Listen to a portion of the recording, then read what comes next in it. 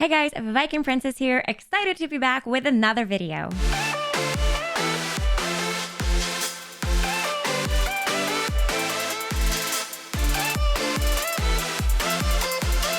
Once again, I get to start my video with just a massive thank you to everyone for all your support and feedback.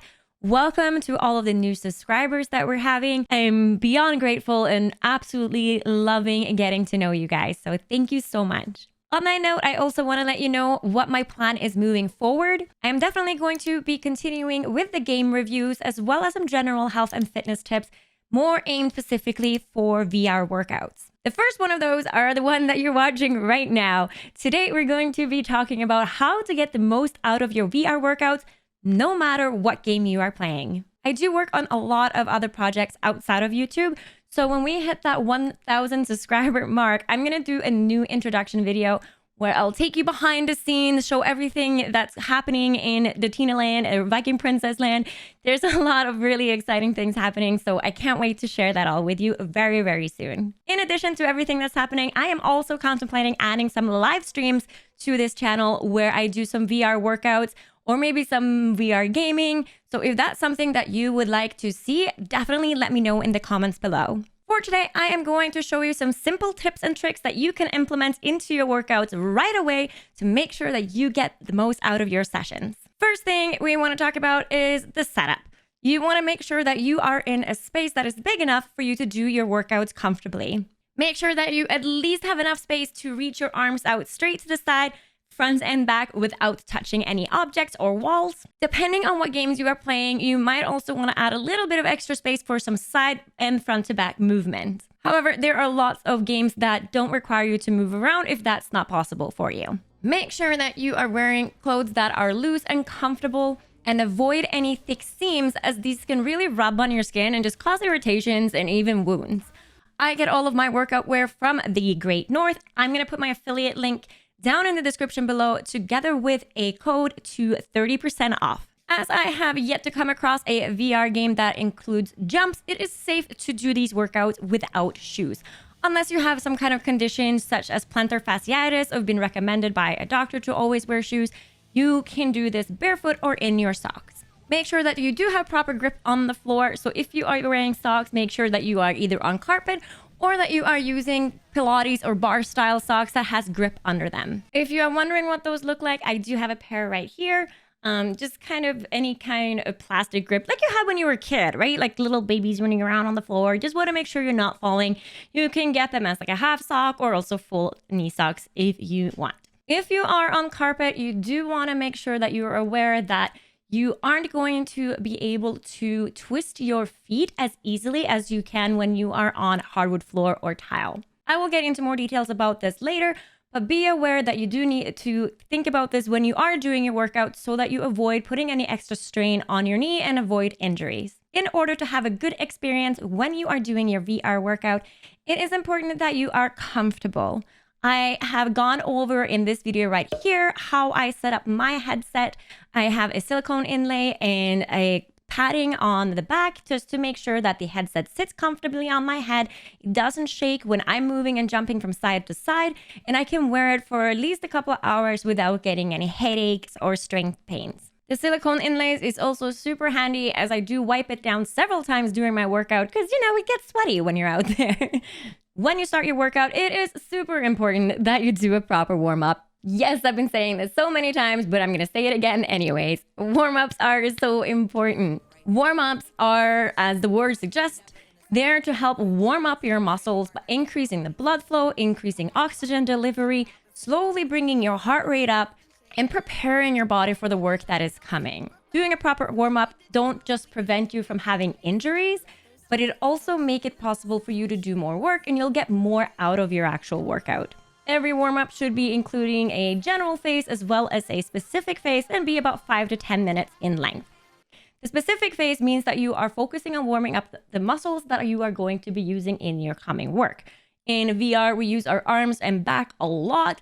So really focusing on getting big movements through the shoulder joints, doing some side-to-side rotation is super great. You can do a separate warm-up outside of your headset, or you can do a game, but putting it on a medium, or easy settings so that you're starting at a level that allows you to breathe comfortably through the workout and you're not pushing yourself past your limits. I have been contemplating making a general VR warm-up video if that's something that you would like to check out so that you can just watch it next time you go to do your workout.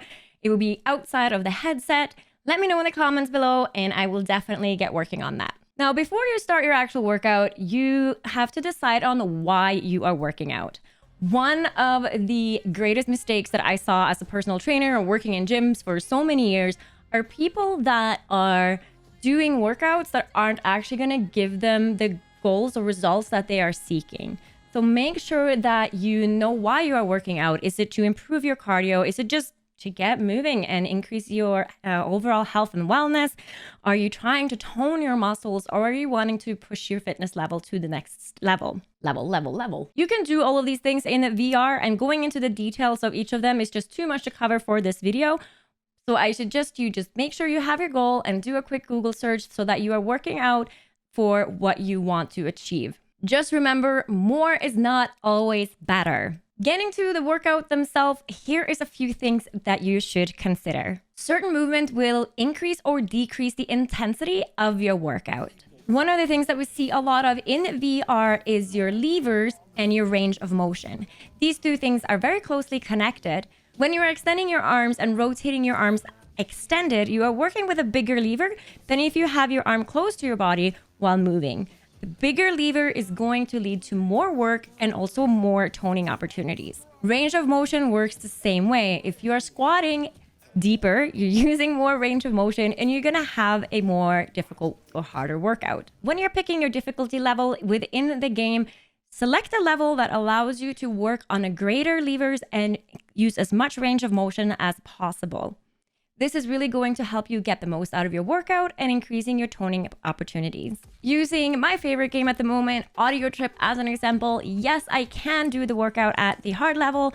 I can get the boxes and kind of get it through the levels, but I'm not getting a great workout. If I play it on normal, on the other hand, I am able to do proper side lunges, deep squats, and really reach my arms and move on the outside of the lever and with great range of motion, giving me a better workout. I definitely want a quality workout where I can stay in good form the whole time. VR workouts are great for your core as long as you properly activate it. Anytime you are seeing movements where your arms are crossing your midline, allowing for rotation of the upper body, really keeping your core engaged is going to give you an amazing workout. And again, if you're operating on a longer lever, your core is going to have to do more work to rotate you around than if you're keeping your arms close to you and just doing smaller movements. Boxing games is another type of game that is super easy to get into and extremely fun.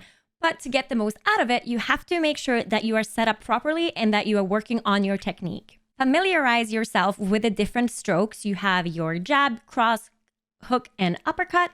And learn how to utilize your entire body when you take those hits and not just your arms. I made a little video just to kind of demonstrate what this looks like.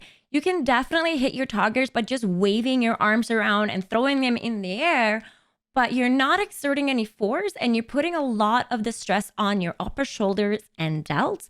While if you set yourself up properly and hit with your entire body, your core, your lower back, your lats, and your arms are just going to get a much better overall workout and toning.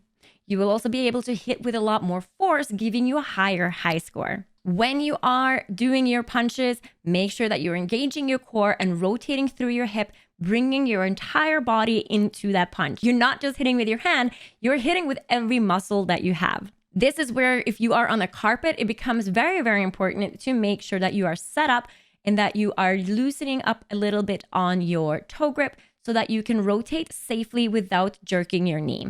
Also remember that there are two parts of the punch, the actual impact and also retract. So when you are done punching, make sure to bring that arm back into your guard stance so you are ready to go again. The major downside of VR workouts is that you have little to no feedback on your form and position of your body. Getting some kind of feedback on your form and position is incredibly important to make sure that you are working the muscles that you want to and that you're not doing anything to injure yourself. Obviously, VR workouts, you're not going to have a coach running around with you or a personal trainer to correct you, but there are things that you can do for yourself. Filming yourself with your cell phone is awesome to check in. Personally, I had no idea that I played Beat Saber like hunched over like a little gnome until I was starting filming for Instagram and YouTube. And it really just put it back into my mind that we have to be so careful with our form when we are doing our VR workouts. So put a cell phone up, do a little video next time you do a workout and just check it out. Is there something that you want to be correcting? Is there anything that you're doing you didn't know you were doing? Or are you just super awesome and killing it? Because I'm going to go with the last one. And of course, if any movements that you are doing is causing you pain, stop doing it right away. Workouts should not be painful. The whole no pain, no gain is crap. Like, no. You can definitely feel discomfort, and pushing yourself a little bit past that is fine. But if you are feeling actual pain, then you're doing something that you should not be doing. Pain can come from multiple different things. That's not up to me to diagnose, but if you are having pain or experiencing things that you don't think you should, definitely talk to your physician about it. Things like muscle soreness is completely normal, especially if you haven't been using those muscles for a while. Feeling muscle shaking is also normal. It is not scary. It can be uncomfortable for sure, but it's just your nervous system figuring out how to optimally fire in order to produce more powers. It's just a sign that your body is becoming more optimized for the workout that you're doing. Make sure to listen to your body each and every day. It is different and it's going to react to exercise different every day. Depending on how well you've been sleeping, eating, what kind of work that you've been doing, hormonal states, there's a lot of things that impact your body and how much force it can exert.